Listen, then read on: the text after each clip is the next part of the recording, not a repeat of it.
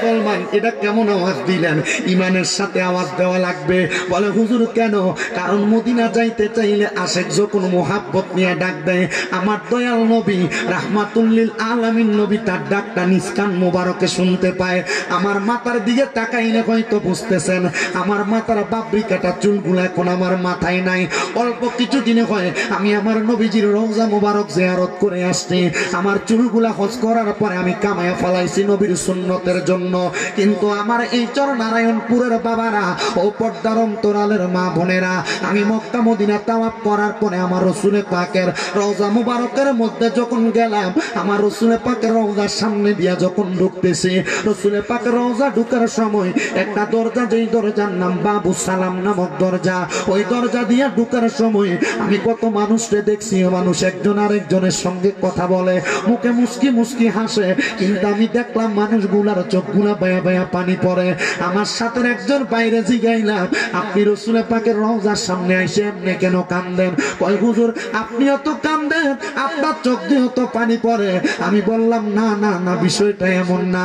মনে রাখবারে নবীর কোন প্রেমিক, নবীর কোন গোলাম যদি আমার নবীজির রওজা মুবারকের সামনে চলে আসে, এই ব্যক্তি নিজে থেকে কান্না করা লাগে না, আমার নবীকে দেখার আবেগ নিয়ে তার চোখ দিয়ে এমনি বেয়া বেয়া পানি পড়ে। আমি আমার নবীর রওজার সামনে দাঁড়ায় বললাম, ইয়া রাসূলুল্লাহ, নবী গো, আমার মনের ভিতরে একটা বড় শখ ছিল, আশা ছিল, আপনি নবীর রওজা মুবারকের সামনে এসে আপনার সালাম দিব। নবী গো, আমার মনের শখটা মিটছে গো নবী, আপনার রওজা মুবারকের সামনে দাঁড়ায় আপনার সালাম দিছি। এখন আমার মনের মধ্যে একটা আশা গো নবী, আমার মরণের আগে আপনি নবীর রওজা মুবারকের সামনে দাঁড়াইয়া এই দোয়াটা করতেছি, আমার মরণের আগে আপনি নবী একবার আমারে দেখা দিবেননি। নবী গো, আবু বকর সিদ্দিক আপনারে দেখছে, হযরত ওমর আপনারে দেখছে, হযরত ওসমান আপনারে দেখছে, হযরত আলী আপনারে দেখছে, আমরা পাগলারা কি আপনি নবীরে দেখতাম না? তারা ইমানের চোখ দিয়ে আপনি নবীরে দেখছে। নবী গো, উতবা সাহেব আপনি নবীরে দেখা তারা ইমান আনে নাই, আবু জাহেল আপনারে দেখা ইমান আনে নাই। ইয়া রাসূলুল্লাহ, আমার এই চোখটা দিয়া যদি আপনারে একবার দেখি গো নবী, আমার জীবনের আর কোনো শখ থাকবে না বাকি। আপনি নবীর একবার আমি দেখতে চাই। হে আমার চরনারায়ণপুরের টাকাওয়ালারা, চরনারায়ণপুরের সম্পদওয়ালারা, তোমার ক্ষেত পাথরে জায়গার অভাব নাই, একটা বাড়ির পরে আরেকটা বাড়ি জোড়াও।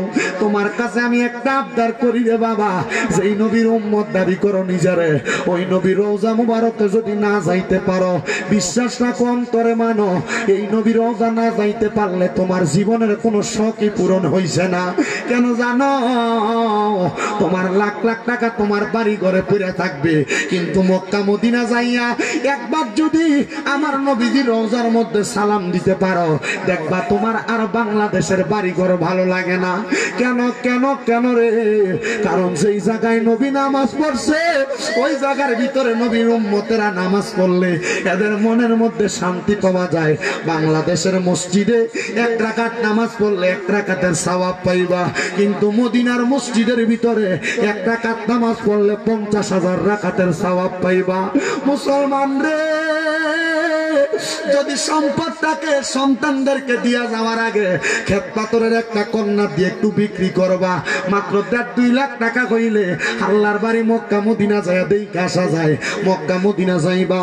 আমার পর্দার অন্তরালের কত মা বোনেরা বৈশা ওয়াজ শুনতাছ, আমি তোমরা পায়ের মধ্যে হাত রেখে কই গো মা, আমি তোমরা সন্তানের মতো, তোমরা যে আল্লাহর বান্দা নবীর উম্মত দাবি করো, আজকে নিয়ত করবা তোমার ঘরে 2-3 ভরি 4-5 ভরি স্বর্ণ থাকতে পারে, এই স্বর্ণগুলা তোমার মেয়ের বিয়ার সময় দিয়া দিবা, ছেলের বিয়ার পরে ছেলের বউরে দিয়া দিবা।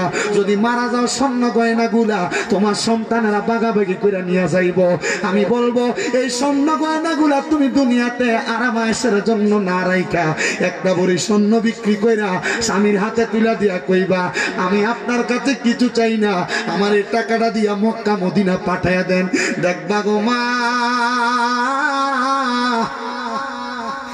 দেখবারে চরনারায়ণপুরের বাবারা, তোমার চরনারায়ণপুরের মসজিদে বইয়া নামাজ পড়া তুমি কি মজা পাইছো, কিন্তু আল্লাহর কাবা ঘরের সামনে যাইয়া 2 রাকাত নামাজ যদি তুমি পড়ো, 2 রাকাত নামাজে আমার আল্লাহ তাআলা 1 লক্ষ গুণ কইরা সওয়াবটা বাড়াইয়া দিব। মাপ চাইরে আমার চরনারায়ণপুরের যুবক ভাইরা, কক্সবাজার ট্যুর দেওয়ার জন্য তুমি 10-15 হাজার টাকা বাজেট করো। না না না, এই বাজেট দিয়া তোমার জাহান্নামের কারণ হইয়া দাঁড়াইব। যদি সম্ভব হয় ওই টাকা পয়সা গুলা জমায়া প্রত্যেক বছরে বছরে কিছু টাকা আলাদা করে রাখবা, মনে মনে নিয়ত করবা আমার টাকাগুলো একসাথে হইলে আমি মক্কা মদিনা যামু। বলো হুজুর প্রতি বছর যদি 10,000 করেও রাখি, আমার তো এমন 20-30 বছর লাইগা যাইব, আমি যদি মইরা যাই আমার কি জীবনে আর হজ করা নসিব হইবনি? হইব হইব হইব। আজকের মাহফিলে বইসা শুধু নিয়ত করবা এই টাকা পয়সা গুলা দিয়া মক্কা মদিনা যাইবা। আমার নবী কয় নিয়াতুল মুমিনিন খায়রুম মিন আমালি, মুমিনের নিয়ত তার আমলের চাইতে উত্তম। তুমি নিয়ত করছো মক্কা মদিনা যাইবা, যাওয়ার আগে মারা গেছো, আল্লাহ তাআলা আমলনামায় মক্কা মদিনা যাওয়ার সওয়াবটা দিয়া দিব। এই জন্য বাবারা ওই মক্কা মদিনা যাইয়া নামাজ আদায় করলে অন্তরে শান্তি পাওয়া যায়। আপনি বিশ্বাস করেন বাড়ি থেকে কেউ কল না দিলে আপনার বাংলাদেশের কথা মনে পড়বে না। ওই মক্কা মদিনা আমরা সবাই মরণের আগে একবার যাইতে চাই কি চাই না? কারা কারা যাইতে চাই একটু মোহাব্বতে আমার সাথে পড়েন। আরে দয়াল আল্লাহ দয়া কর, দয়া নসিব কর মদিনা, লা ইলাহা লা ইলাহা।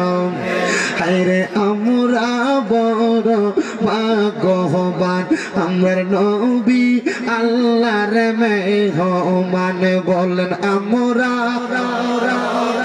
গহবান, আমার নবী আল্লাহর মেহমান। তাই তো আমরা সবাই বলি ভাইজান নবী ঈমানের ঈমান, লা ইলাহা লা ইলাহা লা ইলাহা ইল্লাল্লাহু মুহাম্মাদুর রাসূলুল্লাহ সাল্লাল্লাহু আলাইহি ওয়াসাল্লাম। হে চরনারায়ণপুর এলাকার ভাই বাবারা, আশেপাশে এলাকার মুসল্লি বাবা বন্ধুরা, এখানে আপনারা যারা আছেন আমাদের সবার জীবনে গুনাহ আছে, কিন্তু আমি স্বীকার করলাম এখানে যারা আছেন আপনাদের সবার চাইতে আমি শামীম রেজার বেশি গুনাহ। আমার গুনার খবর কেউ জানে না, একজন জানে। কি আল্লাহ? চিন্তা করে দেখেন, আমার অনেক দাড়ি পাকা মুরব্বী বাবার এখানে বসছেন, আপনার জীবনের গুনার খবর আপনার সন্তান জানে না। যদি জানতো আপনার বাপ কইয়া পরিচয় দিত না। পর্দার অন্তরালের মা, আপনার জীবনের গুনার খবর আপনার সন্তান জানে না। যদি জানতো আপনার মা কইয়া পরিচয় দিত না। এলাকার যুবক, একবার চিন্তা করে দেখো, তোমার জীবনের গুনার খবর তোমার বন্ধু বান্ধব জানে না। যদি জানতো তোমার বন্ধু বলে পরিচয় দিত না। যদি চরনারায়ণপুরের মানুষ আমি শামীম রেজার গুনাহ দেখতো, এই এলাকায় ওয়াজ করাইব দূরের কথা এলাকায় ঢুকতে দিত না। আল্লাহ আল্লাহ আপনি বড় রহিম, আপনি বড় রহমান। আপনার গুনাহগুলা গোপন করে রাখছেন। আল্লাহ এই গুনাহগুলাকে আপনি মাফ করবেন না।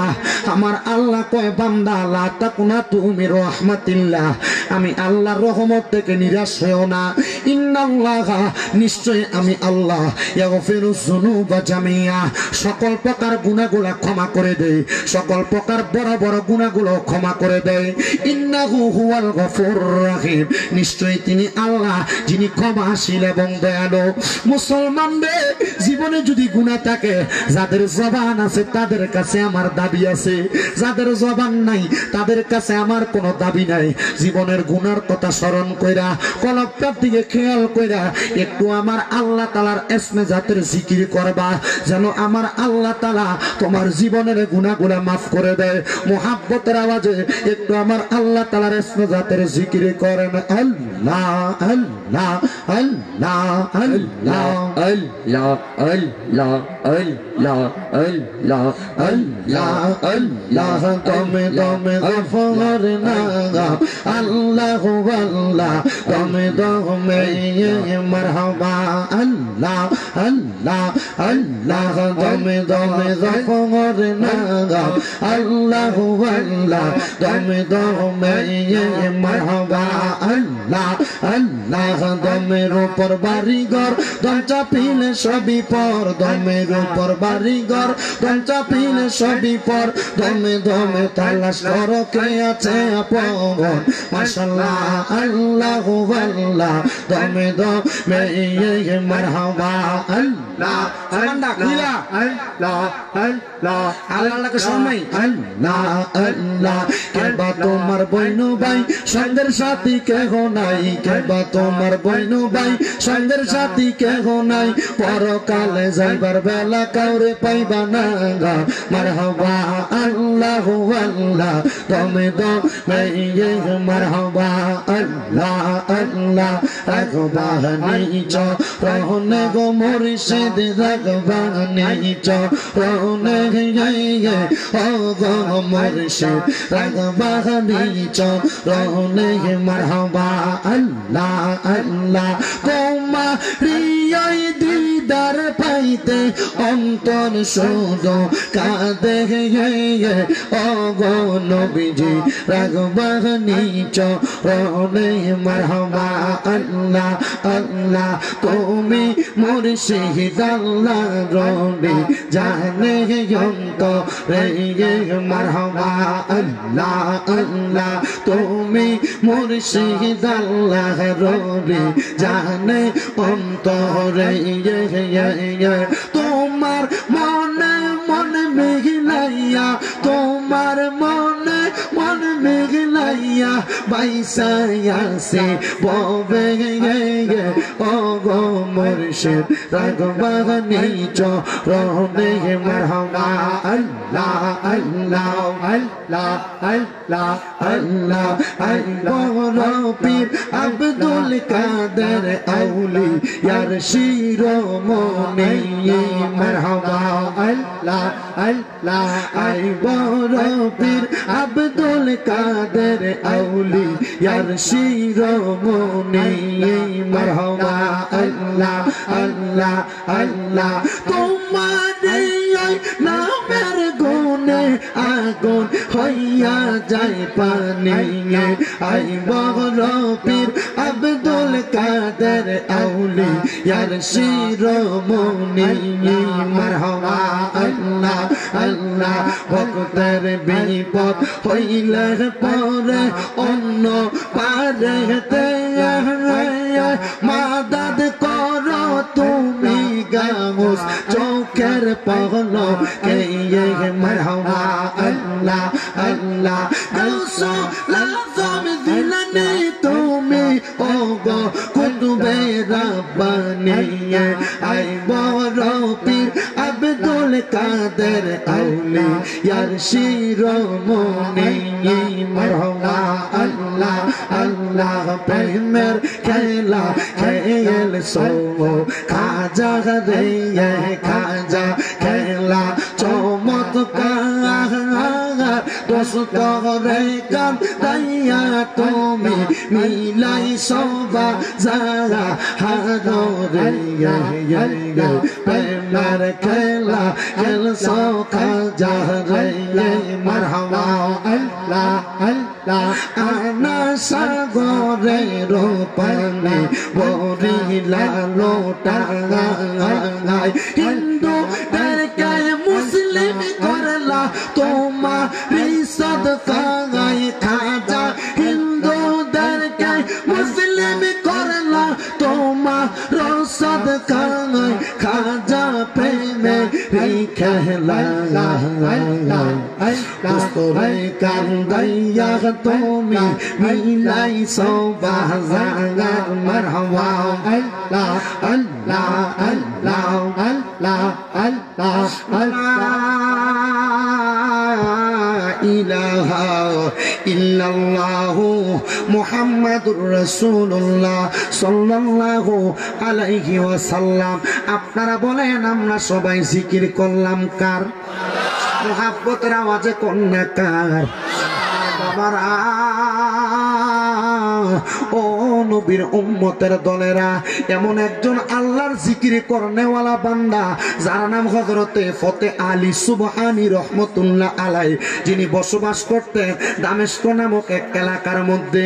হযরত ফতে আলী সুবহানী বলেন, আমি আমার আল্লাহকে ডাকতাম দুনিয়ার মায়া ত্যাগ কইরা আমার আল্লাহর জান্নাত পাওয়ার জন্য। আপনারা বলেন বাবারা, আমরা সবাই জান্নাত পাওয়ার জন্য আল্লাহরে বেশি বেশি স্মরণ করার দরকার আছে না নাই? পর্দার অন্তরালের মা গভীর মনোযোগ দিয়া বয়ানটা শ্রবণ করবা। হযরত ফতে আলী সুবহানী বলেন, আমি আল্লাহ তাআলার কোরআনের একটা আয়াত পড়লাম। আমার আল্লাহ তাআলা কোরআনুল কারীমে ঘোষণা করেছে, লা ইয়াস্তাউই আসহাবুন নারি ওয়া আসহাবুল জান্নাহ, আসহাবুল জান্নাতি হুমুল ফাইজুন। আমার আল্লাহ বলেছে জান্নাত এবং জাহান্নাম দুইটা একরকম নয়। আসহাবুল জান্নাতি হুমুল ফাইজুন, যারা জান্নাতি তারা হইল সফলকাম। ও মুসলমান, আপনারা বলেন যারা বেনামাজি আর যারা নামাজি তারা তো একরকম না। যারা খারাপ মানুষ যারা ভালো মানুষ তারা তো একরকম না। এই জন্য আমার আল্লাহ ভালো মানুষগুলার জন্য জান্নাত বানাইছে, খারাপ মানুষগুলার জন্য জাহান্নাম বানাইছে। আল্লাহ কয় বান্দা জাহান্নামী আর দুজকিরা একরকম না। যারা জান্নাতি তারা কেমন সফল কাম জানো নি রে বাবা? হযরত ফতে আলী সুবহানী বলে, আমি যেদিন থেকে এই আয়াতের মর্ম কথা বুঝা গেছি, এরপর থেকে আমি আর কোনোদিন নামাজ কাজা করি নাই, আমি আর কোনোদিন রোজা ছাড়ি নাই, আমি আর কোনোদিন আল্লাহর ইবাদত ছাড়ি নাই। ফতে আলী নামাজ ছাড়ো নাই, রোজা ছাড়ো নাই। আমার আল্লাহ তাআলার জান্নাত পাওয়া কি এত সোজা নাকি? তুমি কি শুধু নামাজ দিয়া আল্লাহরে পাইবা? শুধু নামাজ দিয়া আল্লাহরে পাইবা? ফতে আলী কয়, দুনিয়ার জমিনের মধ্যে তাইকা কেউ যদি 5 ওয়াক্ত নামাজ পড়ে, আমার নবী কয় আসসালাতু মিফতাহুল জান্নাহ, নামাজ হইল বেহেশতের চাবি। আমার আল্লাহ তাআলা ওই নামাজের মাধ্যমে বান্দারে জান্নাত দান করব। আপনারা বলেন এই কথার বিশ্বাস আপনাদের মনে আছে না নাই? কিন্তু অনেক মুসল্লিরার প্রশ্ন, হুজুর আমরার এলাকার ভিতরে যেই বেড়াটা সুদ খায় এই বেড়াটা তো নামাজ পড়ে, আমরার এলাকায় যেই বেড়াটা ঘুষ খায় এই বেড়াটাও তো নামাজ পড়ে, আমরার এলাকায় যেই বেড়ারা মানুষের জমি দখল করে এই বেড়াটাও তো নামাজ পড়ে। এবার আপনারা কোন সুদও খায় নামাজও পড়ে এমন মুসল্লি আপনাদের শরণারায়ণপুর আসেনি? শুধু শরণারায়ণপুরে না, বাংলাদেশের প্রত্যেক এলাকায় এমন মুসল্লির অভাব নাই যারা সুদের টাকা লাগায় মসজিদ ইমামের পেছনে নামাজ পড়ে। বলে হুজুর এটা তো হয় আমরা এলাকার অনেক মানুষ এই সুদকুটিরে ধরে নিয়ে মসজিদের সভাপতি বানায়, আমরা এলাকার অনেক মানুষ এই সুদকুটিরে ধরে মসজিদের সেক্রেটারি বানায়, আমরা এলাকার অনেক মানুষ এই সুদকুর আর ঘুষখোর হারাম কুটিরে ধরে নিয়ে মসজিদের সর্দারি এলাকা সর্দারির দায়িত্ব দেয়। এটা অবস্থা প্রত্যেক এলাকায় এমন হয়ে গেছে, এটা যুগের হালে ধরে রাখছে। তবে মনে রাখবারে মুসলমান, যে হারাম কুরগুলা এমন কর্মকাণ্ড করে সমাজে বিশৃঙ্খলা তৈরি করে, ওই মানুষগুলার ঠিকানা হলো জাহান্নাম। আল্লাহর নবী কয় ওই মানুষগুলা জাহান্নামে কতদিন থাকবে জানো নি? ইয়া রাসূলুল্লাহ কতদিন থাকবে আপনি বলেন না? আমার নবী কয় সর্বনিম্ন আমার আল্লাহ তাআলা তারারে 3000 বছর জাহান্নামের আগুনে জ্বালাইব। নবী গো ইয়া রাসূলুল্লাহ ইয়া হাবিবাল্লাহ, নবী গো ওই কবরে গেলে তারা রেখে কোনো সওয়াল জবাব লাগবে না। আমার নবী কয় না রে উম্মত না, ওই ব্যক্তিগুলা ডাইরেক্ট জাহান্নামের আগুনে 3000 বছর জ্বলতে থাকবে। নবী গো কেমন জ্বলা জ্বলবে? আমার নবী কয় 1000 বছর আল্লাহ তাআলা জাহান্নামের আগুনটার লাল রঙের আগুনের ভিতরে বান্দারে প্রবেশ করাইব। 1000 বছর জ্বালাইতে বান্দারে জাহান্নামের আগুনটার সাদা বানাইব।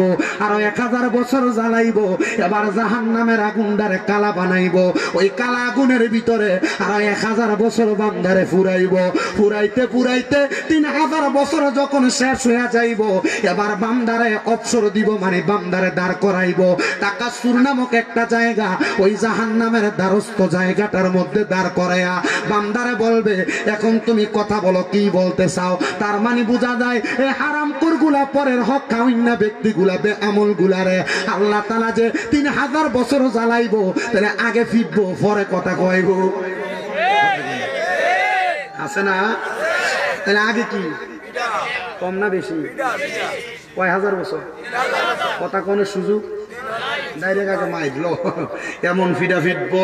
আল্লাহর নবী রাহমাতুল লিল আলামিন নবী বলেন, উম্মত ওই জায়গার মধ্যে যখন দাঁড় করাইব, বান্দাকে আবার সুযোগ দেওয়া হবে বান্দা কিছু বলার জন্য, কিন্তু বান্দা তখন কিছু বলতে পারবে না। 3000 বছর জ্বলার কারণে বান্দা বড় পিপাসার্থ থাকবে, আল্লাহ আমার একটু পানির ব্যবস্থা করে দাও, ওরে আমার আল্লাহ আমার একটু পানির ব্যবস্থা করে দাও। আযাবের ফেরেশতারা কেমন পানির ব্যবস্থা করবে? নবীর আহলে সুফফারা আমার নবীর মজলিসের বারান্দার মধ্যে, মসজিদ নববীর বারান্দায় 70 মতান্তরে 72 জনের একটা সদস্য থাকবে, সদস্য ছিল যাদেরকে বলা হইতো আহলে সুফফা। ওখানে 70 জন সাহাবা আমার নবীরে কই, ইয়া রাসূলুল্লাহ জাহান্নামীদেরকে কি ওই সময় পানি দেওয়া হবে না? আমার নবী কয়, হ্যাঁ দেওয়া হবে ইয়া রাসূলুল্লাহ, তারা কি ওই পানি পান করবেন নবী?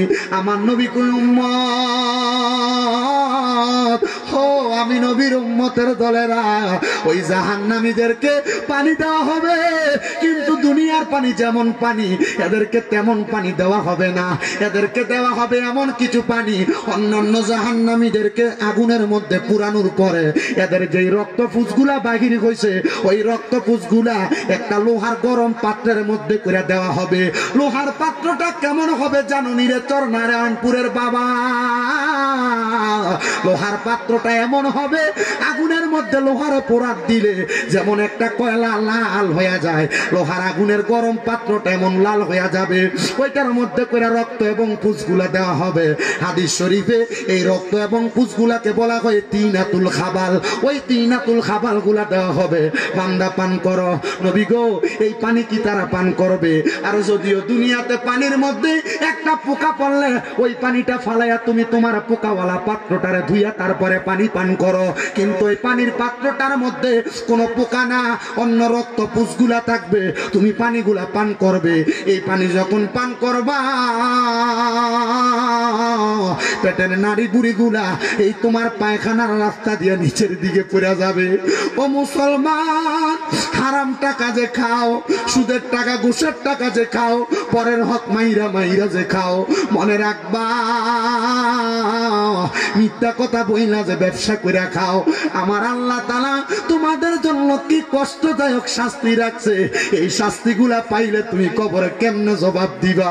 আমরা সমাজে বেড়া মানুষ সুদ খায় তো খায়, এখন সুদের ব্যবসা বাড়ি বাড়ি মহিলারাও করে, করে না? এখন সুদের একটা ইন্টারন্যাশনাল ব্যবসা চালু হয়ে গেছে, এখন আর মানুষ এলাকার মধ্যে সুদের ব্যবসা করে না। বলে হুজুর কেমনে করে? এককালীন 20 লাখ 30 লাখ ব্যাংকে রাইখা দেয়, মাসে মাসে তুইলা খায়, ফিক্সড ডিপোজিট করে না, করে না? ফিক্সড ডিপোজিট, এটা আপনারা হালাল কয়, কেমনে খায় না? আমরা কথা কই না রে। আমি গত কয়দিন আগে কচু এক মাহফিলে গেছি, আমি যখন সুদের ওয়াজ করি, এই যে 2-3 জন উঠতে গেছে, মানুষ ঠিক ঠিক জোরে কইতাছে, নাই মা অনেক হুজুর আর একটু বেশি করে বেতারলাম না, ধর্মিয়া যদ্দূর করছি দূর তো আলহামদুলিল্লাহ। হুজুর ওয়াজ করার সময় 2-3টা উঠতে গেছে, দেখছেন? হুজুর এডি হেডি এডি কোনডি এই ওয়াজের সময় উঠতেন না, সাবধান দেখেন আবার, কিন্তু পর আবার মানছে আপনারা হেডে মনে করবো। আর সুদের ব্যবসার নতুন সিস্টেম, 3 লাখ টাকা 3.5 লাখ টাকা রাইখা দেয়, কি বউ বুদ্ধি দেয়, তোমার ফুতের ভবিষ্যৎ আছে না, মায়ের ভবিষ্যৎ আছে না, রাইখা দাও। এই যে টাকা দিয়ে টাকাটা বাড়াইলে এটাকে হালাল না হারাম? কথা কেন কেন? হ্যাঁ, নাম দিছি ইসলামিক ব্যাংকিং ব্যবস্থা। যেই দেশের কেন্দ্রীয় ব্যাংক সুদ দ্বারা পরিচালিত হয়, এই দেশে কোনো ইসলামী ব্যাংকিং ব্যবস্থা নেই। কথা কি ক্লিয়ার বুঝতে পারছে? মনে রাখেন বাবারা। বলে হুজুর তাহলে আমরা যে ব্যাংকে টাকা রাখি, আমরা যে কিছু লাভ যোগ হয় বছরের পরে, তখন কি হবে? এটার একটা শরীয়তের মাসালা আছে। যারা হক্কানি আলেম তারা মাসালা দিছে, ওই যে টাকাটা বছর শেষে যোগ হয় এই টাকাটা তুলে ফেলবা।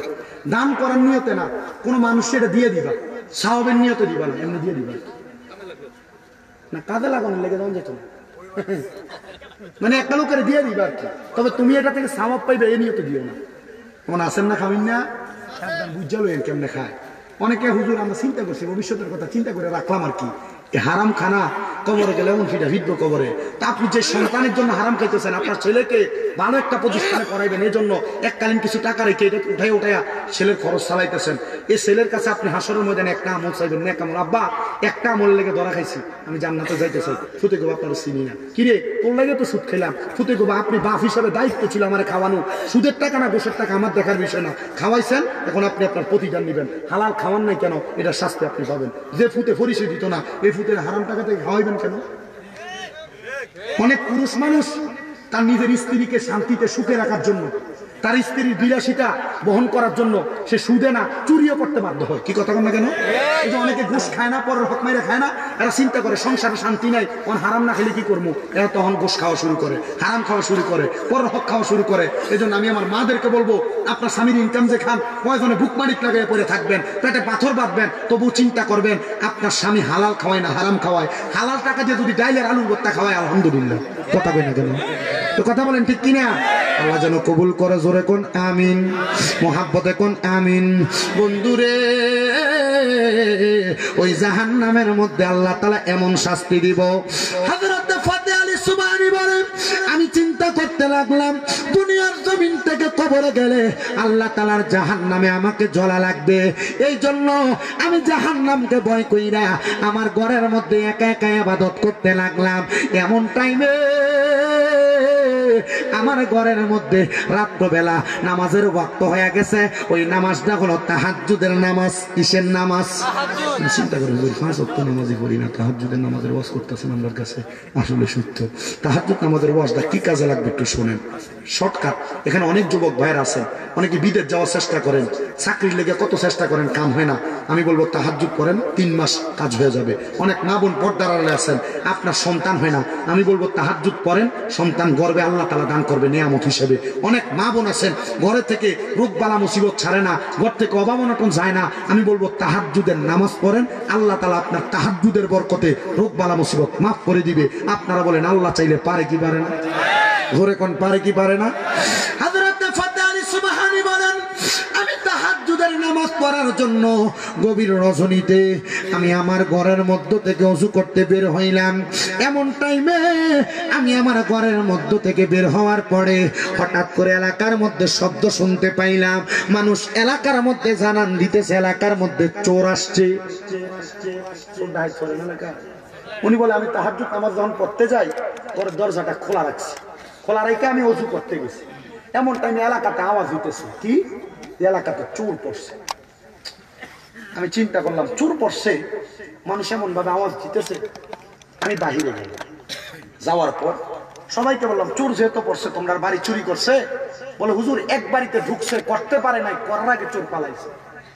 উনি বলেন, আমি তাদেরকে তাদের বাড়িতে পাঠিয়ে দিলাম, পাঠায়া আমি আমার ঘরে ওযু করে প্রবেশ করি। হযরত ফাতে আলী সুবহানী বলেন, আমি ওযুটা শেষ করে যখন আমার ঘরের মধ্যে যা ঘরের দরজাটা লাগাইলাম, আমি নামাজের নিয়ত করে দাঁড়াইলাম। নামাজের নিয়ত করে দাঁড়ানোর পরে আমি সূরা কেরাত পড়া রুকু করলাম, সিজদা করলাম। সিজদা শেষ কইরা আমি যখন নামাজটা পরিপূর্ণ শেষ করলাম, আমি প্রত্যেকদিন তাহাজ্জুদ নামাজ পড়ে আল্লাহর কাছে চোখের পানি ফালায়া ফালায়া কান্দি। কিন্তু মানুষ ওই দিন যখন আমি নিরলে নিরলে সিজদা প্রদান করলাম, আমি সিজদা প্রদান করার পরে হঠাৎ করে কানে শুনতে পাইলাম কে যেন একবারে দৌড়াদৌড়ি করার পরে যেমন ভাবে জোরে জোরে নিঃশ্বাস পালায়, নিঃশ্বাস পালায় এমন ভাবে আমার ঘর থেকে কেমন জানি এমন নিঃশ্বাসের আওয়াজ আসতেছে। আমি মাথাটা নাড়া দিয়া নিচের দিকে তাকিয়ে দেখলাম একটা মহিলা আমার ঘরের খাটের তলার মধ্যে শোয়া, আর সে এমন ভাবে নিঃশ্বাস ফালাইতেছে। আমি তারা জিজ্ঞাসা করলাম, এরে মহিলা আমার ঘরের মধ্যে কেন আসলা? মানুষ আমারে কলঙ্ক দিব, মানুষ আমারে বাজে কথা বলবো। তুমি কি জানো না আমারে মানুষ যদি বাজে বলে, আমি আমার আল্লাহ তাআলার সন্তুষ্টি অর্জনের জন্য আমি এখন ইবাদত করতেছি আল্লাহ তাআলার জান্নাত পাওয়ার জন্য। এ মহিলা তুমি আমারে বলো না তুমি কেন এই জায়গার মধ্যে প্রবেশ করলা? মহিলা ওই খাটের তলা থেকে বাইরে হইয়া ডাক দিয়ে কই, হুজুর আপনার কাছে আমার আবদার হলো, এই যে কিছুক্ষণ আগে মানুষ চোর বলে বলে তাড়া করছে, আমি তো ওই মহিলা যেই মহিলা চুরি করার জন্য মানুষের ঘরে হামলা চালাইছিলাম। এ মহিলা তুমি যে মানুষের ঘরে যে হামলা চালাইলা, তুমি কি জানো না এই চুরি যেই ব্যক্তি করে চুরি করার সময় ওই চোরটার ইমান থাকে না?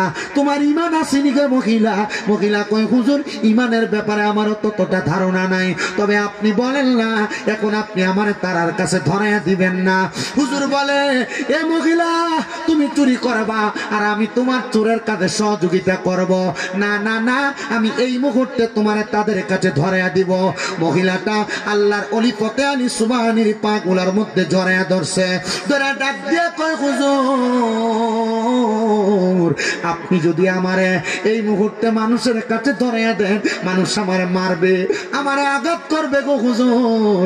মানুষ আমারে মারার কারণে আমি দুনিয়া থেকে হয়তো বিদায় গ্রহণ করতে পারি, কিন্তু হুজুর আপনার কাছে আমার আবদার হইল, আপনি যদি আমারে তাদের কাছে ধরাইয়া না দেন আমি তওবা করব, আমি আর কোনোদিন চুরি করব না। হুজুর বলে, মহিলা তবুও তওবা করার পর তুমি মানুষের কাছে মাপ চাওয়া লাগবে। হুজুর বলে, ও জগতের মানুষ রে, এবার মহিলাটা যখন তওবা করছে, তওবাটা করার পরে আমি তারে আবার মানুষের সামনে নিছি মাপ চাওয়ানোর জন্য, কিন্তু এলাকার মানুষ রাগান্বিত হইয়া ওই মহিলাটার উপর আঘাত করছে, এমন মারা মারছে ওই মহিলাটা দুনিয়ার আলো ত্যাগ করে দিয়া, দুনিয়ার মায়া ত্যাগ করে দিয়া কবরের বাসিন্দা হয়ে গেছে, মানে ইন্তেকাল করছে। দেখবেন এলাকায় চোর ধরা খাইলে যে কোনোদিন একটা মশাও মারে নাই, চোররে যায় মারে। আল্লাহর নবী বলে, যদি কোনো মানুষ চুরি করে তার চুরি করার কারণ জিগাইবা। নবী গো কেন? বলে, যদি শোনো সেই ব্যক্তি অভাবের তাড়নায় চুরি করে তাহলে তার এলাকার বাদশারে ডাক দিবা। নবী গো কেন? নবী আমার জানাইয়া দেয় তার বাদশা তার চুরি করার কারণ জানে কিনা জিজ্ঞাসা করবা। যদি না জানে, যদি ব্যক্তি বলে অভাবে পইরা চুরি করছে, তাহলে ওই এলাকার বাদশার হাতটা কাইটা দাও। নবী গো কেন? বলে, ওই বাদশা কি খবর রাখে নাই তার এলাকার একটা মানুষ না খাইয়া জীবন যাপন করে, চুরি করতে বাধ্য হয়েছে? কত মানুষ তো এলাকার মধ্যে না খাইয়া থাকে, এলাকার বাদশা নেতাকে তার অভাব থাকে না, কিন্তু নেতাকে তার ভোটের সময় খবর হয়, কিন্তু আর আজীবন কোনো খবর থাকে না। চাউল যদি সরকারি ভাবে 20 কেজি আসে, 15 কেজি খাই দিয়া 10 কেজি মাইরা দেয় এমন নেতাও কিন্তু আছে। কি কথা নাই? আসেনি? ও মুসলমান, নেতা চোরের চুরি করবো বন্ধ করবো দূরের কথা, নেতা নিজেই চোর সাইজা বৈশা থাকে এমন নেতা আছে না নাই বাবারা? মুসলমান ইমানদারের দলেরা গভীর মনোযোগ দিয়ে শুনবেন। হযরতে আল্লাহর ওলি ফতে আলী সুবহানি বলে, আমি এবার ওই মহিলাটারে মারা যাওয়ার পরে সকল মানুষকে ডাক দিলাম, ও মানুষ যেহেতু তারা তোমরা মেরে ফেলছো, তাড়াতাড়ি তার কাফন দাফনের ব্যবস্থা করো। সবাই কয়, না, যেই মানুষটা চুরি করে ওই মানুষটা চুরি কইরা মারা গেছে, ওই মানুষটারে আমরা কাফন দাফন করাইব না। বলে, কারণ কি? বলে, যেই ব্যক্তি চোর তার কাফন দাফনের ব্যবস্থা আমরা করব না। আল্লাহর ওলি ফতে আলী বলেন, কোন মানুষ যখন তার জানাজা দেওয়ার জন্য আসে না, আমি একা একা একটা মহিলার মাধ্যমে আমি তার কাফনের ব্যবস্থা করতে পারলাম না, কারণ মহিলারও তার ঘৃণা করা শুরু করে দিছে। ও বন্ধু, আল্লাহর ওলি বলেন, আমি নিজে নিজে তার কবরটা খুললাম, সকাল থেকে সন্ধ্যা হয়ে গেছে, তার কবরে নামাইয়া তার জন্য দোয়া কইরা আমি তারে দাফন করে দিয়ে চলে আসলাম। কিন্তু জানো, কেউ যখন তার জানাজা পড়ায় নাই, আমি রাত্রবেলা ঘুমাইতে পারি নাই, আমি আমার আল্লাহ তাআলার কাছে নামাজ পড়ে পড়ে কান্না করতেছি। মনিব, এই মহিলাটা তো চোর ছিল কথা সত্য, কিন্তু সে তো মানুষের কাছে ক্ষমা চাওয়ার জন্য গেছে, আমার কাছে তওবা করেছে। আল্লাহ তুমি তারে মাফ মাফ করে দাও, মাফ করে দাও। আল্লাহর ওলি বলে আমি ওই মহিলাটার টেনশনে কান্না করতে করতে আমার বিছানায় ঘুমায় গেলাম। এমন টাইমে আমি লক্ষ্য করে দেখতেছি ওই মহিলাটা আমার ঘুমের ঘরে আইসা ডাক দিয়ে বলতেছে, হুজুর আমি তো আমার আল্লাহ তাআলার কাছে তওবা করেছি, কিন্তু জানেন গো হুজুর আমি তওবা করার পরে আমার আল্লাহ তাআলা আমার তওবা কবুল করেছে। কিন্তু হুজুর আমি শুধু চুরি করতাম না, আমার আরেকটা স্বভাব ছিল, আমি দেহের ব্যবসা করতাম। অনেক মহিলারা দুনিয়ার জমিনের মধ্যে বাগে ব্যবসা করে, বাগে ব্যবসা বলে কেমন ব্যবসা, এরা এদের শরীরটাকে বিক্রি করে দেয়। আহারে এলাকার ভিতরে এমন অনেক মহিলা আছে দেখবেন এদের স্বভাব হইল এক বেটার কাছে বিয়া বইছি, এবার এটার এক সুন্দর মতো একটা ফেসে ফালাইয়া এটা থেকে 3-4 লাখ লইয়া আরেকটার কাছে বিয়া বয়, এটা থেকে 2-3 লাখ লইয়া আরেকটার কাছে বয়। এমন স্বভাবের আপনার এলাকায় আছে কিনা জানি না, আমার চোখের দেখে এমন অনেক জায়গার মধ্যে ঘটনা আমি দেখছি। ও মুসলমান, ওই মহিলা আল্লাহর নিয়ে ঘুমের ঘরে বলে হুজুর আমি শুধু চুরি করতাম না, আমার স্বভাব হইল আমি ব্যবসা বানা করতাম, মানে মহিলাটা দেহ ব্যবসা করত। ওই মহিলা ডাক দিয়ে কই হুজুর আমার আল্লাহ তাআলা আমার তওবা কবুল করেছে, এই জন্য আমার আল্লাহ আমার পূর্বের চুরির গুনাহ, ব্যবসা বানা দেহ ব্যবসার গুনাহ সব মাফ করে দিয়েছে। কিন্তু হুজুর আপনি তো আপনার ঘরের মধ্যে ঘুমান, এই এলাকায় আরেকটা আমার চাইতে মারাত্মক বড় চোর আছে, যে চোরটা মানুষ মারা যাওয়ার পরে তার কবরের কাপনের কাপড়গুলা চুরি করে নিয়ে যায়। হুজুর জানেন গো হুজুর এই চোরটা আমার কবরটা ঘুরতেছে, এই চোরটা আমার শরীরের কাপড়গুলা খুইলা নিয়ে যাবে। হুজুর গো দেহ ব্যবসা যখন করতাম টাকার বিনিময়ে কত মানুষ আমার শরীরের জামা কাপড় খুলতো, আমার একটুও কষ্ট লাগতো না। হুজুর মারা যাওয়ার পরে এই কাপন চোরাটা আমার কাপনের কাপড় চুরি করতেছে। হুজুর আমার কাছে বড় কষ্ট লাগতেছে, একটাবার আমার কবরটার সামনে আসেন না। আল্লাহর ওলি বলে আমি দৌড়ে গেলাম রে, আমি দৌড়ে যাইয়া লক্ষ্য করে দেখলাম ওই নতুন কবরের পাশে আরেকটা গর্ত দেখা যায়। আমি গর্তে প্রবেশ করে দেখি মরা লাশের শরীরটা তাইকা কাফনের কাপড় গুলা টাইনা টাইনা খুলতেছে। আমি তার দইরা আমার ঘরের ভিতরে ঢুকাইলাম, আর ফজরের নামাজের সময় যখন হইছে বিচার করব এমন টাইম ওই চোরটা আমার ডাক দিয়া কই হুজুর আপনি যদি আমার মানুষের কাছে নিয়ে যান, হুজুর কুদার জ্বালা সহ্য করতে না পাইরা কাপনের কাপড় গুলা চুরি কইরা মানুষের কাছে বিক্রি করি। হুজুর আমি এই মানুষের কাছে যখন এখন ধরা খায়া যাব, মানুষ আমারে বাজে মনে করবে, আমারে মারবে মহিলাটার মতো। হুজুর আপনি আমারে মাফ করে দেন, আমি আর মানুষের সামনে যাইতে চাই না। হুজুর আমি আপনার কাছে ওয়াদা করি আমি আর কোনোদিন কারোর কারো কাফনের কাপড় চুরি করব না। হুজুর কয় এখন যদি আমি তাদের কাছে নিয়ে যাই ওই ব্যক্তিটারে ওই মহিলার মতো মাইরা ফেলবে, এই জন্য আমি তার তওবা করাইয়া আমার কাছে রাইখা দিলাম। সকালবেলা ফজরের নামাজের জন্য আমি যখন মসজিদে গেলাম, আমি যাইয়া দেখলাম অন্যদিন মসজিদের ভিতরে নামাজি হয় ফজরের সময় 4-5 জন, ওই দিন মসজিদও পুরা, মসজিদের বাহিরে মুসল্লির অভাব নাই। করুণা যখন আইছে এমনি যেটি মনে করে নামাজও করে না, এটি মসজিদের ভিতরে যায়, মসজিদে যা হয় না এমন অবস্থা হয়েছে না। হুজুরকে আমি মসজিদে যাই দিই, মসজিদে মুসল্লির অভাব নেই, এমন হেকমত বড় বড় আল্লাহর লিরা করে। তো যে এলাকার ভিতরে মুসল্লি নাই, এক মসজিদের ইমাম সাহেব পাহাড়ি এলাকা মুসল্লি একটাও আয় না, 2-3টা তো যাক গ্রাম্য এলাকা তো আসে, পাহাড়ি এলাকায় মুসল্লি আয় না। তো ইমাম সাহেব শুক্রবারে কইছে এই মহিলারা, যে মহিলার জামাইরা এখন থেকে ফজরের নামাজ পড়তো না, তাই এই মহিলার জামাইরারে 2টা করে বিয়ে করাই দেওয়া হইব। কয়টা করে? 2টা করে। ইমাম সাহেব কয় এই শুক্রবারে মানে শনিবারে সকাল থেকে আমি মসজিদে ছায়া দিই, মসজিদে ফজরের নামাজে মুসল্লির অভাব নেই। কথা বুঝতে পারছেন? আমরা তো এই শীতের সকালবেলা একবার সাফা দিই, একবার ভালো করে ঘুমটা লাগে, একবার ফজরের আজানটা দিই। কথা শুন না কেন? আর যুবক ফলা হয় যদি হয় এ মোবাইল টোবাইল টিপা তখন ইমাম সাহেব কয়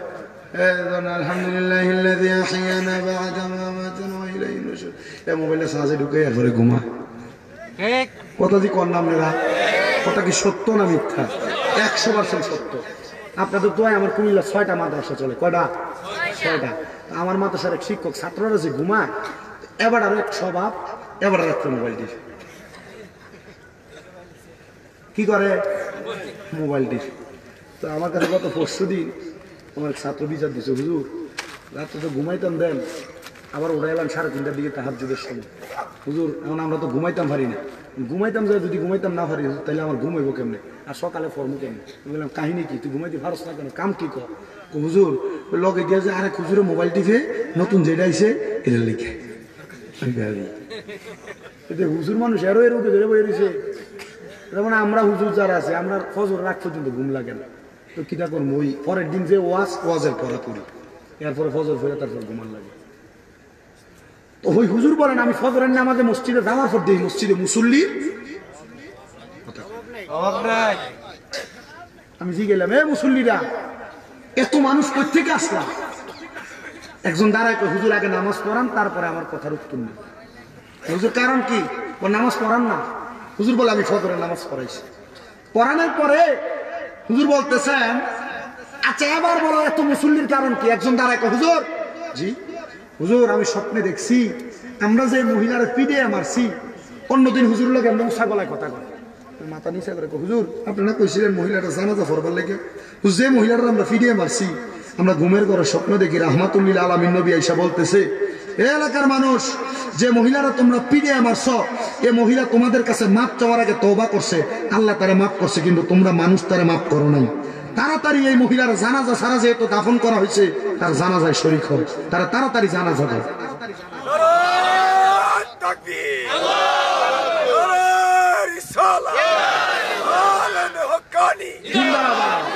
নবীর আগমন, নবী অলির দুশমনেরা মদিনা জিন্দাবাদ, জোরে কোন মারহাবা। ওয়াজ বুঝছেন তো কি কইছি? আপনি যে মানুষটারে আপনার চোখ দিয়ে খারাপ দেখেন, আল্লাহর চোখে সে খারাপ নাও হইতে পারে। এই জন্য ঝগড়া বিবাদ দ্বন্দ্ব মারামারি কাটাকাটিতে লিপ্ত হওয়ার আগে সাবধান। আপনি একজনকে খারাপ জানতেছেন, খারাপ বলতেছেন, সে তো আপনার মাওলার কাছে ভালো হইতে পারে। কথা বলতেছেন? পর্দার মা বোনদের এই খাসিয়তটা একটু বেশি। মা বোন মনে কষ্ট নিয়েন না, গতবার আগের বার নিয়েছিলাম, হয়তো বা ভালো লাগছে দেখে হয়তো দাওয়াত দিছি, তবে আপনারা যদি এবার কালেকশনে লেগে গেলে কেউ দিই হুজুরে দাওয়াত দিতে আমরা বিপক্ষে করতে জানে না। আপনাদের ভালোর জন্য বলছি, আমি চাই না চরনারায়ণপুর আখাউড়া ব্রাহ্মণবাড়িয়ার কোনো মা জাহান্নামে যাক। ও মা, আপনাদের কাছে আবদার, আপনারা মাঝে মাঝে একজনের কথা আরেকজনের কাছে লাগান। নবীজি বলছে এটা মহিলাদের স্বভাব। আমি যখন মেরাজে গেছি আমি 3 প্রকারের মহিলা দেখছি। এক প্রকারের মহিলা দেখছি যাদের চুলগুলাতে ধরে তাদেরকে আগুনের ভিতরে লটকে রাখা হয়েছে। আরেক প্রকারের মহিলা দেখছি যাদের স্তনগুলার ভিতরে গরম লোহার রড লাগাইয়া ঝুলে রাখা হয়েছে। আরেক প্রকারের মহিলা দেখছি যাদের পাগুলা উল্টাইয়া মাথাটা আগুনের দিকে দিয়ে রাখছে।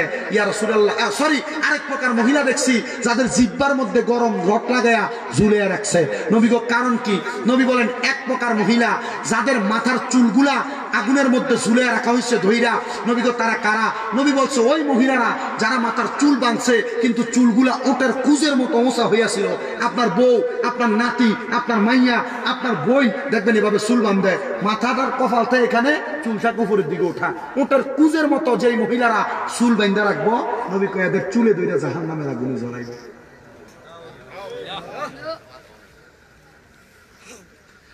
দুই প্রকার ওই মহিলা, যেই মহিলারা তাদের জবান দ্বারা তাদের স্বামীকে এবং সন্তানকে লানত দেয়। এমন অনেক মহিলা আছে সন্তান কোনো ভুল করো কারণ নাই করো, ঘরে আসলে কই তোর উপর খোদার গজব ফরুক। স্বামী বাজার থেকে কর্ম থেকে আসার পর কোন কর্ম একটু পানির জন্য যদি ডাক দেয়, স্বামীকে যদি না দেয়, স্বামী যদি ধমক দেয়, স্বামীকে লানত দেয়, তোর উপর খোদার গজব পড়ুক, এমন লানত দেয়। আল্লাহর নবী বলেন এমন মহিলা যারা তাদের জবান দ্বারা লানত দেয় এবং এক মহিলা অন্য মহিলার ব্যাপারে গীবত করে, আল্লাহর নবী বলে আমি দেখলাম এদের জিহ্বার মধ্যে গরম রড লাগাই দিয়ে এদেরকে জাহান্নামের আগুনে সেক দেওয়া হইতেছে। নবী গো আর কাদেরকে এমন দেখছেন? নবী আমার বলে 3 নাম্বার, যে মহিলাদের স্তনের মধ্যে দুগ্ধ মধ্যের ভিতরে রড লাগাইয়া দিয়ে আগুনের মধ্যে সেক দেওয়া হইতেছে। নবী কারা? তারা। নবী আমার বলতেছে ওই মহিলা হলো তারা যারা পোশাক পরে উলঙ্গ ছিল, যারা পোশাক পরে উলঙ্গ ছিল। আপনার বউ, আপনার বোন, আপনার মা এরা পর্দা করে না। আপনার বউরা যে বোরকা পরে, বোরকা পরলে সে উলঙ্গ থাকলে যেমন দেখা যাইতো, সে বোরকা পরলে শরীরের স্ট্রাকচারটা এমনই বোঝা যায়। এটা পর্দা না, এটা বোরকা না, এটা শয়তানি। নবী কয় পোশাক পরে উলঙ্গ। পোশাক পরার পর অনেক মহিলা তাদের কাপড়ের ভাঁজ দিয়া তাদের পেট দেখা যাইতো। এই মহিলাগুলা বেপর্দা।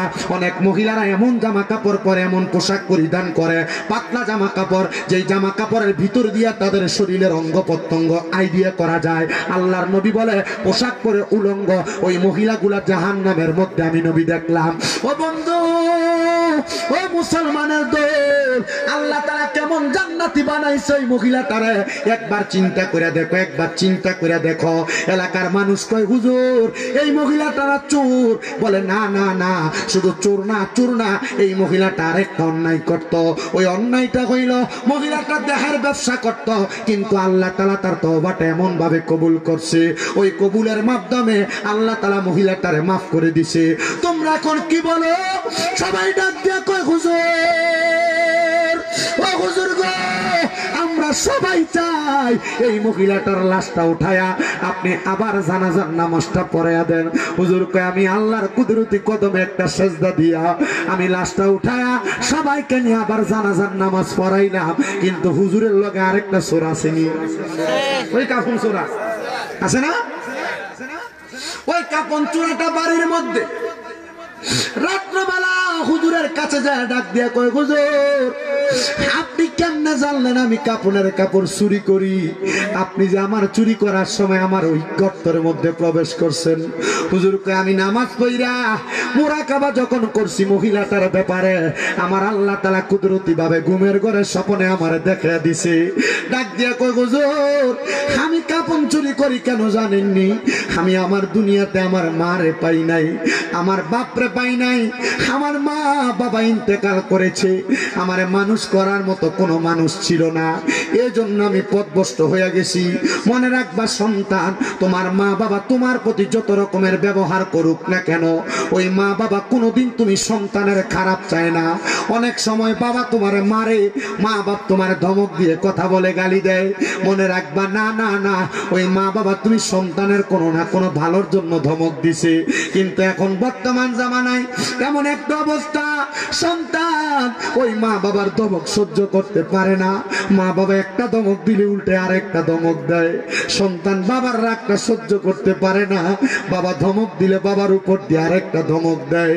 না রে সন্তান না, এমন আব্বা আম্মা যদি বাইচা থাকে এদেরকে কষ্ট দিও না, এদেরকে ধমক দিও না, এদেরকে আঘাত দিও না।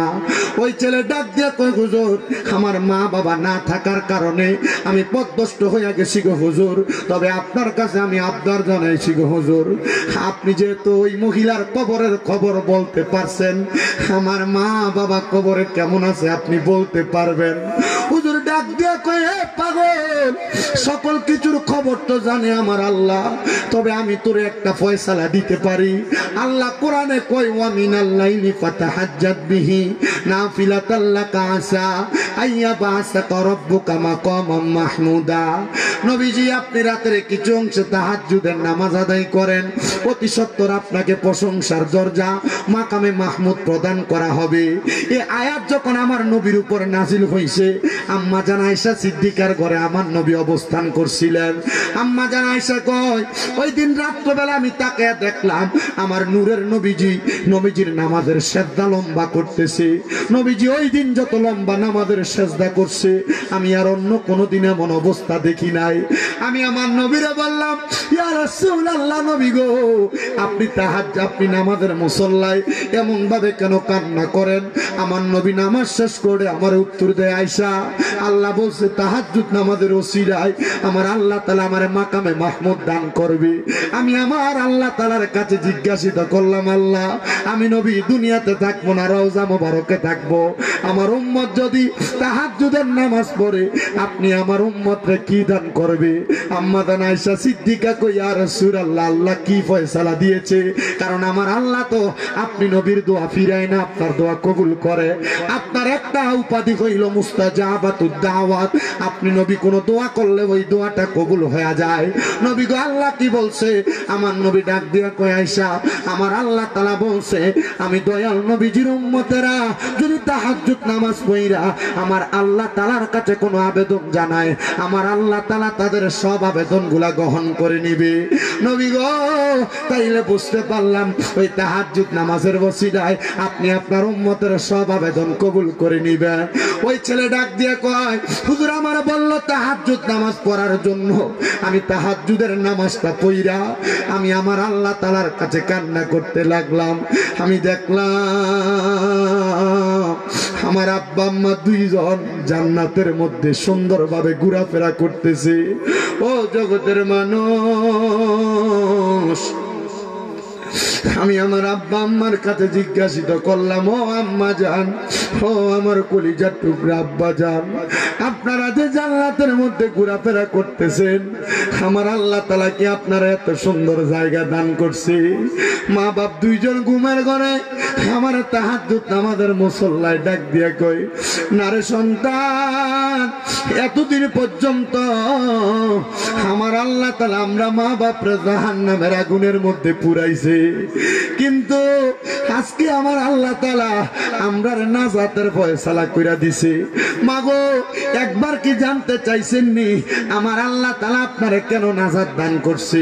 আমার মা বাবা আমারে জবাব দেয়, এ সন্তান, এতদিন পর্যন্ত তুমি এমন একটা অপকর্ম করতা, মানুষের মরা মানুষের কাপনের কাপড়গুলা চুরি করতা, এই জন্য আমার আল্লাহ আমরা মা বাপরে কবরের মধ্যে আযাব দিছে। মনে রাখবারে চরনারায়ণপুরের বাবারা, তুমি যদি তোমার সন্তানরে দুনিয়াতে একটা ভালো সন্তান বানিয়ে যাও, ওই সন্তানের দোয়ার কারণে আল্লাহ তাআলা তোমার কবরের আযাব মাফ করে দিবে। তুমি যদি তোমার সন্তানকে খারাপ বানাও, সন্তান যদি দুনিয়ার গান বাজনা নাচানাচি খারাপ বদ কাজ নিয়ে ব্যস্ত থাকে, আমার আল্লাহ তাআলা ওই সন্তানের কারণে কবরের মধ্যে তুমি মা বাপরে পুরাইব। ওই সন্তান ডাক দিয়া কয়, মা আমার আল্লাহ যে আপনাদেরকে নাজাত দিল এটার কারণটা কি? মা বাপ আমারে জবাব দেয়, রে সন্তান, আমার আল্লাহ তাআলা আমাদেরকে নাজাত দেওয়ার পরে আমরা জিজ্ঞাসিত করেছিলাম, আল্লাহ জানাইছে, এ মা বাবা তোমাদের সন্তান আল্লাহ তাআলার কাছে তওবা করেছে, আমি আল্লাহ তাআলা তোমাদেরকে ক্ষমা করে দিয়েছি। এ আমার চরনারায়ণপুরের বাবারা, আজকের মাহফিলে কে বসছো? তোমার মা কবরে, তোমার বাবা কবরে, ওই কবর দেশে মার শোয়া দিয়ে আজকের মাহফিলে বসছো। মা বাপ কবরে কেমন আছে একবারও খবর লইলা না, একবারও মা বাবার জন্য চিন্তা করলা না। এমন অনেক সন্তান আছে মা বাপরে কবরে শোয়া দিয়ে আসছে, অনেক বয়স্ক মানুষ আছে আম্মা আব্বার কবরটা চিনেও দিতে পারবে না। ও বাবা, অনেক সন্তান আছে দুই ঈদের সময় মা বাবার কবর জিয়ারত করে আর আম্মা আব্বার কবরের সামনে যায় না। কিন্তু আমার নবী জানিয়ে দেয়, তিরমিজি শরীফের হাদিস, উম্মতেরা প্রত্যেক জুমার নামাজের পরবর্তী সময় কোন সন্তান যদি তার মার কবরের সামনে বাবার কবরের সামনে দাঁড়ায়া যায়, আমার আল্লাহ তাআলা ওই সন্তান হাত বাড়ায়া দোয়া করার সাথে সাথে দোয়া শেষ করার আগে তার মা বাবার কবরের আযাব মাফ করে দেয়। হায় রে, কে জানে চরনারায়ণপুরের মাহফিলে বসে গেছে পর্দার অন্তরালের মায়েরা, আজকের মাহফিলের বাবারা, তোমাদের মা কবরে, তোমাদের বাবা কবরে। সন্তান, একটু পরে আখিরি মুনাজাত হবে, তোমার মায়ের জন্য তোমার বাবার জন্য খাস করে দোয়া করা হবে। কিন্তু অনেক সন্তান ওই মা বাবা বেঁচে আছে এদেরকে নির্দিষ্ট পরিমাণ সম্মান করতে পারে না, ভাইয়ে ভাইয়ে দ্বন্দ্ব কইরা ঝগড়া কইরা ওই মা বাপরে জুদা কইরা দেয়, মা বাপরে আলাদা কইরা দেয়। এ সন্তান, তোমার বউ তোমার বলছে তোমরা দুই তিন ভাই, তুমি একা কেন খাওয়াইতা? তুমি তখন মা বাপরে সকালে এক ঘরে খাওয়াও, দুপুরে এক ঘরে, বিকাল বেলা আরেক ঘরে খানা খাওয়াও। এমন কেউ যদি কইরা থাকো, দে চরনারায়ণপুরের বাবারা তোদের পাও আমার সামনে দে, আমি শামীম রাজা জিব্বা দিয়া চাইটা চাইটা তোর পাওটা আমি পরিষ্কার করে দিব। বলে হুজুর কেন কেন? এটার কারণ হইল কি জানো? ওই মা বাবার মনে কষ্ট দিয়া ব্রাহ্মণবাড়িয়া জেলার সবচেয়ে বড় হুজুর আইনা ওয়াজ করাইবা, এই ওয়াজ দিয়া কোনো লাভ হবে না। ও আব্বা, ওই মা বাবার যদি এমন কষ্ট দিয়া থাকো, এখান থেকে বাড়িতে যাইয়া মা বাবার পা ধরে মাপ চাইবা। বলে হুজুর, আমার মা আমারে বড় কষ্ট করে মানুষ করছে, সন্তান বুইলা গেছে ওই কষ্টের কথা। আব্বা কোনো দামি খাবার খায় নাই, ঈদের দিনে পুরান জামা কাপড় পরে ঈদগাহে যাইতো। কি গো আব্বা, আপনি যে নতুন জামা কাপড় কিনছেন না? আব্বা অভাবের কথা বলতো না, তোমারে কিনা দিছে। আব্বা বলতো, এখন কি আর আমার ঈদের নতুন জামা কাপড় পরার বয়স আসেনি? আরে ও সন্তান, তোমার আব্বা জান আজকে অন্ধকার কবরে, একবারও তো চিন্তা করলা না আব্বা জান যে অন্ধকার কবরে, ওই আব্বা জান রে কবরের মধ্যে রাইখা দিয়ে আজকে দুনিয়াতে আসলাম মাহফিলে। তোমার ব্যাংকে টাকার অভাব নাই, পয়সার অভাব নাই, কিন্তু তোমার আব্বা জান রে তুমি 500 টাকা দিয়া কিনে একটা লুঙ্গি পরাইতে পারো না। সন্তান তোমার কাছে আবদার জানাই, তুমি তোমার মা বাবার জন্য দোয়া চাও। বলে হ্যাঁ হুজুর, মা বাবার জন্য দোয়া চাই। কি হবে তোমার টাকা দিয়া যদি তুমি তোমার মা বাপরে দুনিয়াতে কোনো আনন্দ দিতে না পারো? হায়রে ও সন্তানের দলের আজকের মাহফিলে কে বসতো? তোমার মা নিজে না খাইয়া তোমারে খাওয়াইছে। সকালবেলা পান্তা ভাত গুলা মা ঠিক মতো খায় নাই, রাইকা দিছে আমার পুতের ওইদে দিয়ে আইলে পুত্রা ঠান্ডা ভাত খাইলে আমার পুতের কলিজা ঠান্ডা হইব। আজকে ওই মা কবরে, সন্তান আব্বা আম্মা পুরান জামা কাপড় পরছে, এখন তোমার কাছে লাখ লাখ টাকা। ওই আব্বা আম্মারে তুমি তোমার টাকা পয়সা থেকে একটু প্রশান্তি দিতে পারো না? এ সন্তান, আজকের মাহফিল কবুল হবে কি হবে না এটার গ্যারান্টি আমি তোমাদেরকে দিতে পারবো না। তবে একটা কথা মনে রাখবা, আজকে মাহফিলের পরে আগামীকালকে দোকানে যদি দেখো কেউ পয়সা বলে, হ্যাঁ ওয়াজ করার পরে আমার ফুতে বাড়িতে যে আমার পায়ে ধরে মাপ চাইছে, মনে করবা ওয়াজদার মাহফিলটা কবুল হয়ে গেছে। কেন কেন কেন রে সন্তান, জানো ওই মা বাবা যদি তোমারে মাপ না করে, আমার আল্লাহ তোমারে মাফ করবে না। ওই মা বাবা যদি তোমারে মাফ না করে, আমার আল্লাহ তোমারে মাফ করবে না। ওই মা বাবার মনে কষ্ট দিয়া মাহফিলে বসছো, তোমার মতো শ্রোতার আমার দরকার নাই। তোমার কত টাকা দিয়া গেছে, কত জায়গা সম্পদ দিয়া গেছে, আজকে তোমার মা কবরে, তোমার বাবা কবরে, ওই আম্মা আব্বা তো তোমার কাছে 1 টাকাও চায় না। সন্তান একবার চিন্তা করো, মা বাপ তোমার লাখ লাখ টাকার জায়গা জমি দিয়া গেছে, যেই বাড়িতে থাকো যদি মাসে 5,000 টাকা করে ভাড়া দিতা, 12 মাসে 60,000 টাকা মা বাবার জায়গা জমির ভাড়া দেওয়া লাগতো। ওই মা কবরে শুয়া রইছে, তুমি সন্তানের কাছে ভাড়াও চায় না, টাকাও চায় না। সন্তান কি চায় জানো?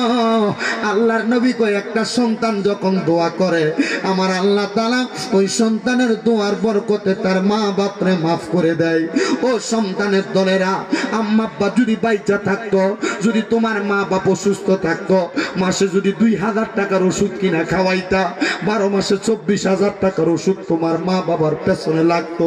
সন্তান একবার চিন্তা করো, মা বাপ যদি বাইচা থাকতো, যদি মাসে 1,000 টাকার ফল কিনা খাওয়াইতা, 12 মাসে 60,000 টাকার ফল তোমার মারে তুমি খাওয়ানো লাগতো।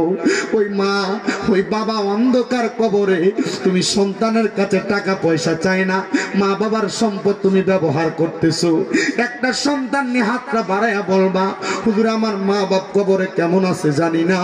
এই মাহফিলটা আগামী বছর হবে, আজকে 14তম মাহফিল, 15তম মাহফিলে, মাহফিলের প্যান্ডেলটা করতে যে খরচটা লাগে, আমি মাহফিলের প্যান্ডেলের খরচটা দিয়া দিব। আমার মা বাবার কবরে যেন আল্লাহ তাআলা জান্নাতি সামিয়ানার ব্যবস্থা করে দেয়। একজন সন্তান নিয়ে হাতটা বাড়াইবা, তোমার জন্য কাজ করে দোয়া করা হবে। বলো হুজুর এত টাকার প্যান্ডেলের টাকা দিতে পারবো না, আমি